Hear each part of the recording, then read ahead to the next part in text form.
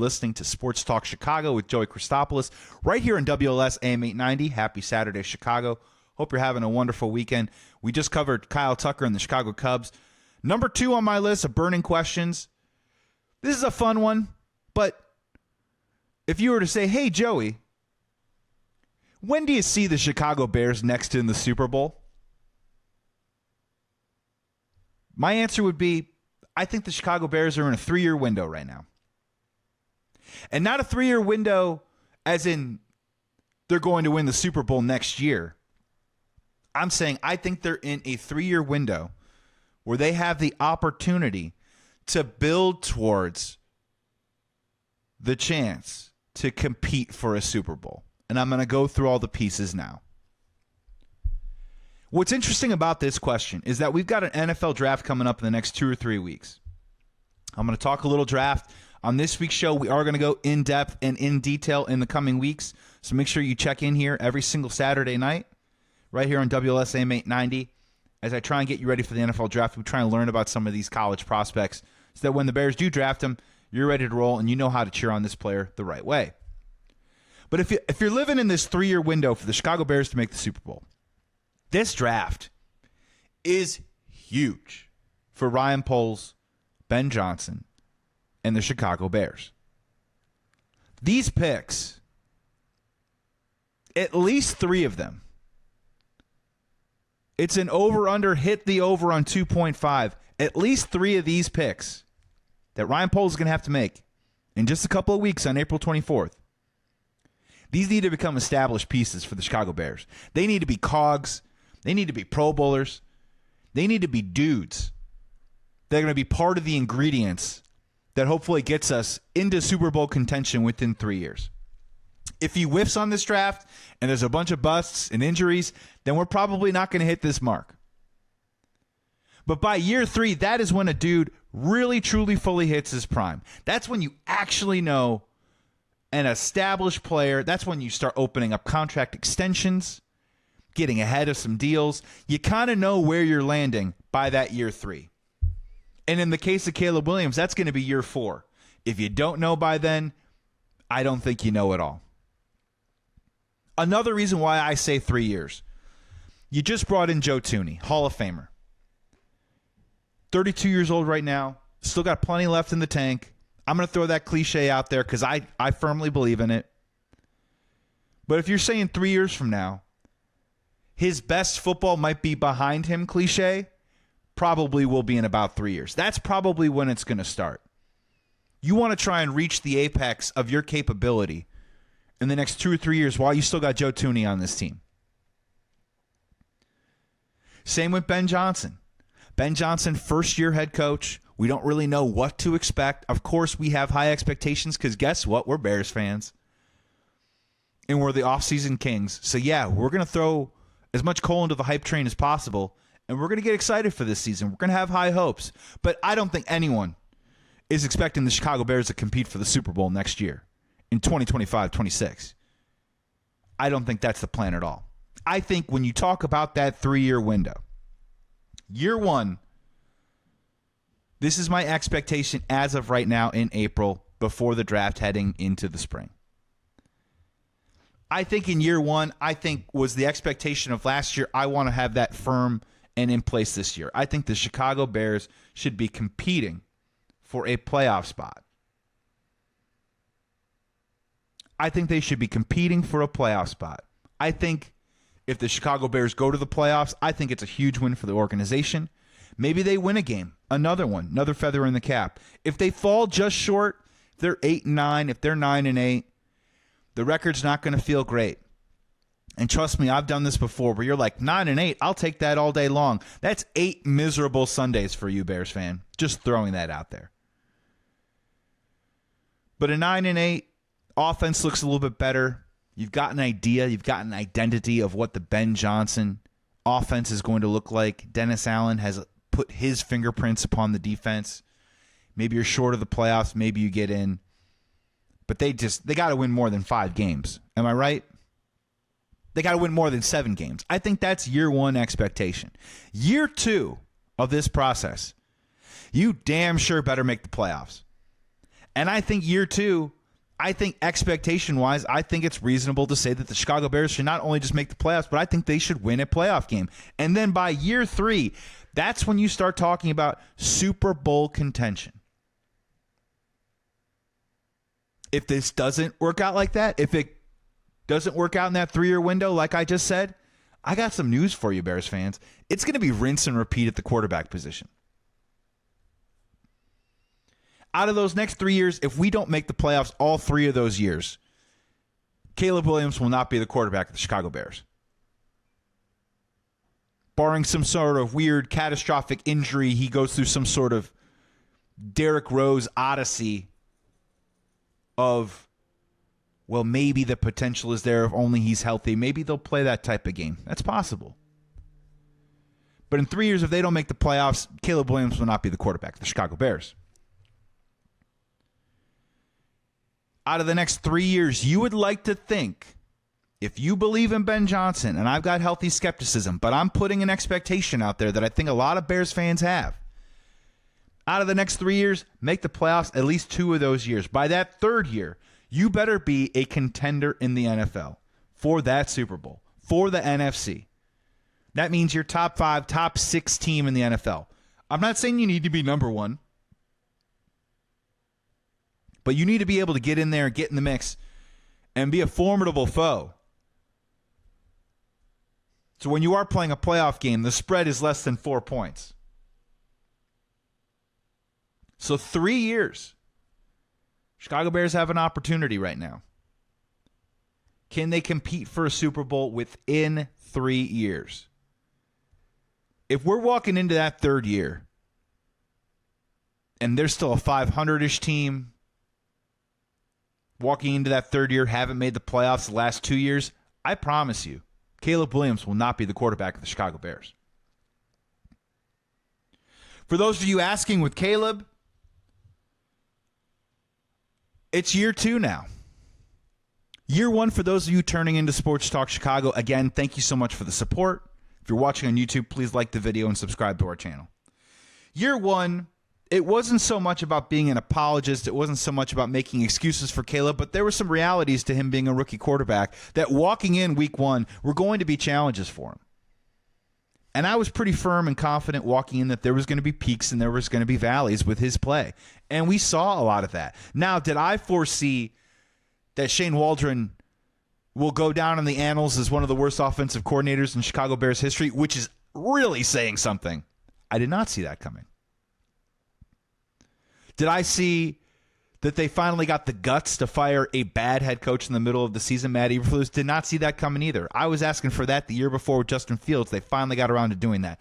A lot of tumultuous, chaotic, uncomfortable, and frankly, malpractice type of situations going on with the Chicago Bears while Caleb Williams is going through his rookie season. It's not to excuse the poor play, but it is a way to kind of reasonably rationalize why some of the things went the way they did. You know, if I'm going to be honest with you about Caleb right now, some of the things that really, really scare me about him is that downfield accuracy. That has nothing to do with Matt Eberflus, nothing to do with Shane Waldron. That has everything to do with Caleb Williams. And I'll be honest, downfield passing terrified me last year. That needs to get better, and that needs to be improved upon quickly, rapidly. But again, 2nd year, we'll see. New head coach, fresh coat of paint, new car smell. Chicago Bears have an opportunity. They really do. They could be in contention for a Super Bowl within 3 years. And in my opinion, if they're not, by that 3rd year, I think it's going to be rinse and repeat at the quarterback position, and that might mean Caleb Williams won't be the quarterback of the Chicago Bears. Number 3 is, where will the Bears lean at number 10 in this draft? What do I think that they're going to do?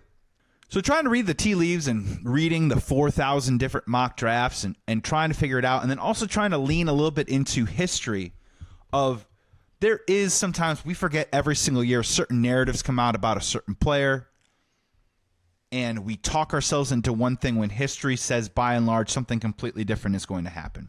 I think when you're sitting at 10, when you look at the type of players that are on the board right now, I don't know if the Chicago Bears are going to be able to have their pick. I think they're going to have to walk in with at least a group of guys that they're going to want to really, really like. Or do the thing that I kind of also want them to do, but I'll get to that in just a second. I think the Bears at 10, they're going to have to lean on best player available. And as we mentioned, as we go through this historically, narratively, every single year, of course, you're a Bears fan, right? And what do you root for? You root for offense. You root for yards. You root for touchdowns. Where do those usually come from? They come from the quarterback. They come from the running back. They come from the wide receiver. And most recently, especially in the last 5 to 10 years, they've been coming from the tight end. So naturally, as a Bears fan, you're going to say to yourself, well, at 10, I want the best playmaker. Ben Johnson, great offensive coach. Give me the best playmaker at 10. So there's been a lot of talk about Boise State running back Ashton Genty, a lot of talk about tight end Tyler Warren from Penn State, even Omarion Hampton, the running back from North Carolina. Could he surprise and be drafted at 10? And I'll admit, even me, I started to kind of glaze over and fantasize about what it'd be like to have one of those guys in the backfield. And I will tell you, I put a couple of days on what it would be like if the Chicago Bears drafted a tight end, especially Tyler Warren at 10. I've moved off of that. I don't think it's the right move. If they did draft Ashton Genty at 10, there's plenty of ways to talk myself into it. But as of right now, where do I think the Bears should lean at 10 right now? My preference is still coming back to the beef for me. Where is the beef? We got some beef in the offseason. I need more. Load it up, put it in the truck. I'm driving home with a trunk full of beef. They did a good job in the offseason, right? Offensive line specifically. We all know the story. They went out and they got center Drew Dahlman. 26 years old, accomplished center, probably going to be the best center that the Chicago Bears have had in an incredibly long time, maybe even more than a decade. They went out, they brought in Jonah Jackson. He's going to play right guard. And then they brought future Hall of Famer Joe Thuney. 32 years old, still, as I said in the first segment, plenty left in the tank, but gives you a 3-4 window of stability and can honestly be the adult in the room and the leader in that room on a team last year that had 8 captains and none of them were offensive linemen. On the defensive side of the ball, they did some pretty good things. I do like the Grady Jarrett pick, the Dio Odingbo pick. I do like that, but it doesn't really blow my hair back. I still have some issues and some concerns regarding the defensive line for the Chicago Bears next year. I don't think it's going to be a strong unit. So when we talk about number 10 for the Chicago Bears, for me, it's just get it right. I think defensive line, I think offensive line need to be a priority. I'm even going to throw cornerback out there because if Will Johnson, the cornerback from Michigan, is still on the board, I would do it. You gave Jalen Johnson a ton of money. You don't know what you have from Tyreek Stevenson. You're also throwing a lot of chatter out there that you want to sign Kyler Gordon, your nickelback, to a long-term deal. So if you're going to throw money at him and Jalen Johnson, it wouldn't be a bad idea to have Will Johnson on the cheap. And Will Johnson could be the best cornerback coming out of the draft, and you get him at 10. That is great value. Can Tyreek Stevenson bounce back? Of course he can. But honestly, if we're really looking at this objectively, Tyreek Stevenson in 2 seasons has about 1 half season of good football on his resume. The first half in his rookie year, they picked on him relentlessly. Second half, had a really strong campaign that gave a lot of people hope and potential heading into that second year. And the second year got off the rails from the Hail Mary to a lot of different issues. Just did not play good football. Some of that could have been a byproduct of the locker room and the head coach. We will not know. But he is not a certain thing anymore. So if you're going to have a bad defensive line, and you've invested so much in the secondary, it wouldn't shock me if Ryan Poles goes out and drafts Will Johnson if he's available on the board. I am going back to my original thought. I've done all this work, thought about it. Ashton Genty, what would it be like? It would be great. Don't get me wrong. It would be a good weapon. I think Ben Johnson would know a thing or two about getting him involved. But I'm coming back to my belief that the Chicago Bears could also attack the running back position at 39 and at 41 and walk away with a damn good player. And at 10, they could service and hopefully hit a home run at a position of greater need than running back, as in defensive line, offensive line, or cornerback. When we talk about defensive line, the dream scenario is Mason Graham. For those of you not familiar, he's a defensive tackle from Michigan. He is an absolute game wrecker. He is the Jalen Carter without the sketchy resume. Mason Graham would be a home run pick. Abdul Carter, also a home run pick. Chances of them falling to 10, not great. There are some players like a Mike Green, a Shamar Stewart. I'm not going to get into the draft profile because I'm going to do it in the weeks to come. But these are guys that have a mixture of great traits, some production, and a high ceiling. What they can turn into, we aren't 100% sure. At offensive line, a little bit of the same. Will Campbell and his short arms. I've watched the tape. The dude can definitely play the position. Are the arms so short that they could be a detriment? It's tough to say. But at 10, if he falls there, I'm actually willing to take a look based on some of the work that they've done in the offseason. Bringing in guys like Dahlman, Jackson, and Tooney. We can take a gamble a little bit on a Will Campbell. Try and play him at tackle. If it doesn't work, Joe Tooney, I'm telling you, keep an eye on this. Could get kicked out to left tackle at some point. They're talking about Braxton Jones being in the mix, but one, they want Braxton Jones to get stronger, and B, he's not going to be a full go at the start of training camp. That's your left tackle we're talking about. So getting Will Campbell creates a sense of insurance, a sense of flexibility, versatility, and provides a little patience while you try and figure out where this guy exactly is going to land on your offensive line. If they have to kick him into guard, I guess it would be a minor disappointment to some people, but for me personally, I think he would be a fantastic guard in the NFL. Chicago Bears need as much as that as they could possibly get. So for me, it's about taking the beef. The other part about it is because there are so many guys that maybe are this, that, one or the other. If the Chicago Bears are at 10 and they have an opportunity, I would look about trading down. Trading down allows you the opportunity to obviously get some more draft capital, more swings at the bat, future swings too as well. There's a lot of chatter about the Pittsburgh Steelers moving up from the 20s into the 10 area, and if that happens, that means a future first-round pick of the Pittsburgh Steelers coming back to Chicago. Regardless of whether that remains in the 20s that following year, that is a great trade chip, and that is something that I would 100% be interested in. Because if the Chicago Bears move to the 20s, I promise you, Bears fans, it's okay. In the 20s, they could still take one of those defensive linemen.